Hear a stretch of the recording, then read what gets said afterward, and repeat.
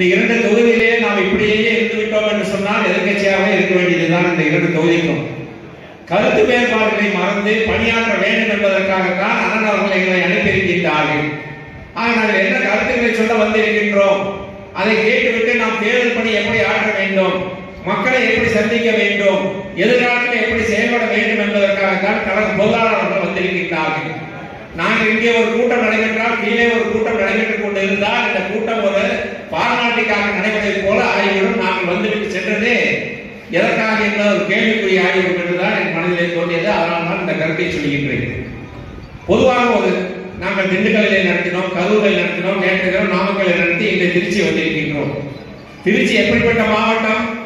நமது இதய மாண்புமிகு அம்மாவில் இருந்த மாவட்டம், இந்த கோட்டையாக இருந்த மாவட்டம். இந்த 2 தேர்தலில் நாம் ஏன் வெற்றி வாய்ப்பு இழந்தோம்? நமக்குள் கருத்து வேறுபாடு இருக்கின்ற காரணத்தினால், யார் ஒருவருக்கு வாய்ப்பு கிடைத்தாலும் மற்றவர்களெல்லாம் அதை ஏற்றுக்கொள்ள மறுக்கின்ற காரணத்தினால் இதெல்லாம் நம்ம அந்த வெற்றி வாய்ப்பை இழந்து விட்டோம். மீண்டும் 26 அது போன்ற ஒரு சூழ்நிலை வந்துவிட்டால் நாம் இயக்கத்தில் இங்கே இருக்கிறவர்களை காப்பாற்றுவதற்கு யார் இருப்பார் என்பதை நீங்கள் ஒவ்வொருவரும் சிந்திப்பீர்கள் என்று சொன்னால், நம் உடம்பிலே ஓடுவது அண்ணாதிமுக ரத்தம் என்பதை மட்டும் நீங்கள் மறந்து விடாதீர்கள். துரோக ரத்தம் கிடையாது, தியாக ரத்தம் ஓடிக்கொண்டிருக்கிறது ஒவ்வொருவருக்கும். அப்படி இருக்கின்ற போது இந்த இயக்கத்தை வெற்றி பெற வைக்க வேண்டும் என்பதுதான் நம்முடைய எண்ணமாக இருக்க வேண்டும். ஒழிய யாருக்கு வாய்ப்பு கொடுக்கின்றார்கள், பொதுச் செயலாளர் யாருக்கு வாய்ப்பை கொடுத்தாலும் நமக்கு தெரிஞ்சதெல்லாம் பொன்மனச்செம்மல் புரட்சித் தலைவர் எம்ஜிஆர் அவர்கள், மாண்புமிகு அம்மா அவர்கள், கழக பொதுச் செயலாளர் எடப்பாடியார் அவர்கள். அதற்கு மேலாக இரட்டைகளை மட்டும்தான் நமக்கு தெரிய வேண்டும். யார் வேட்பாளர், யார் நிற்கின்றார்கள், யாரை பற்றியும் நாம் கவலைப்பட வேண்டிய அவசியமே இல்லை. ஒரு குடும்பத்திலே அண்ணன் இருக்கின்றோம் என்று சொன்னால் குடும்பத்திலே பிரச்சனை இருக்கலாம். ஆனால் 3வது மனிதன் ஒருவருக்கு தலையிடுகின்ற போது நமக்குள் நாம் ஒற்றுமையாகி விடுவோம். அதே போல நாம் இருக்கின்றவர்களுக்கு நமக்குள்ளே கருத்து வேறுபாடுகள் இருக்கலாம். ஆனால் ஒரு இயக்கம் என்று வந்துவிட்டால் இந்த இயக்கத்திலே நமக்கு சேவை செய்வதுதான் முக்கிய பணியாக நாம் இருக்க வேண்டும். இருவரும் தலைவர் யாருக்காக இந்த இயக்கத்தை வளர்த்துவிட்டு சென்றார்கள்?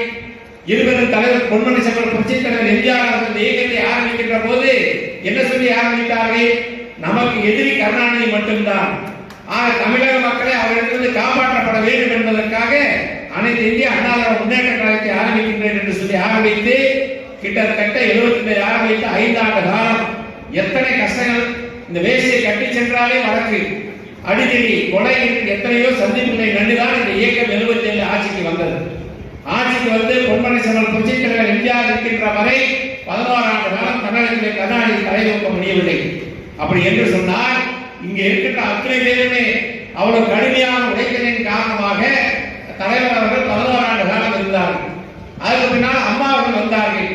அம்மா அவர்கள் வந்ததற்கு பின்னால் சட்டமன்றத்திலே சொன்னார்கள், இங்கே இருக்கின்ற ஒவ்வொருவரும் புரிந்து கொள்ள வேண்டும், எனக்கென்ற குடும்பம் கிடையாது, எனக்கென்ற குழந்தைகள் கிடையாது.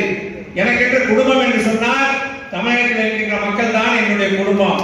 குழந்தைகள் என்று சொன்னால் உறுப்பினராக இருக்கின்ற 1.5 கோடி பேர் தான் எனக்கு குழந்தைகள் என்று சொல்லி இந்த இயக்கத்திற்காக யார் ஆட்சிக்கு வரக்கூடாது என்று தலைவர் சொல்லிவிட்டு சென்றாரோ அதற்காக ஜெயில் வாழ்க்கையெல்லாம் சென்று தவ வாழ்க்கை வாழ்ந்து இந்த இயக்கத்திற்காக தன் வாழ்க்கையை அர்ப்பணித்திருக்கின்ற இருவரும் தலைவருக்கு நாம் செய்கின்ற நன்றி கடன் என்ன? 26ஆம் ஆண்டு யார் வேட்பாளராக வந்தாலும் நாம் வெற்றிகர செய்வதுதான் இருவரும் தலைவருக்கு நாம் செய்கின்ற நன்றி கடன், இந்த இயக்கத்திற்கு செய்கின்ற நன்றி கடன். அதை முதல்ல இந்த மாவட்டத்தில் இருக்கிறவர்கள் புரிந்து கொள்ள வேண்டும். யாரை போட்டாலும் ஒருவர் எதிர்த்தாக இருக்கின்றீர்கள், வேட்பாளர் என்று யாரை அறிவித்தாலும் சரி, அவருக்கு எதிர்ப்பாகத்தான் ஒரு குரூப்பாக பணியாற்றிக் கொண்டிருந்தால் இந்த இயக்கத்தை வெற்றி பெறவில்லை என்று சொன்னால் இங்கே திமுக ஆடிக்கொண்டிருக்கின்ற ஆட்டத்திற்கு நீங்கள் மீண்டும் பணிய வேண்டுமா என்பதை வருங்காலத்திலே சிந்திக்க வேண்டிய காலம் 26ஆம் ஆண்டு என்பதை இங்க இருக்கின்ற ஒவ்வொரு தொண்டரும், பகுதி கழக செயலாளரும்,